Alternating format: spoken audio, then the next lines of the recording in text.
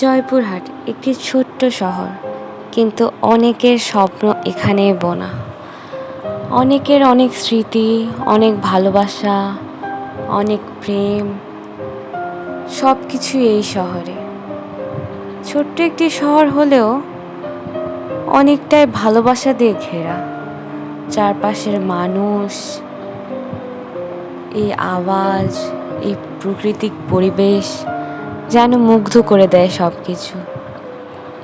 আমার শহর ছোট্ট হলেও আমার কাছে তা বড়ই প্রিয়। আমার মনে হয় সকলের কাছেই তার নিজ দেশ, নিজ জাতি, নিজ ধর্ম তাদের কাছে প্রিয়।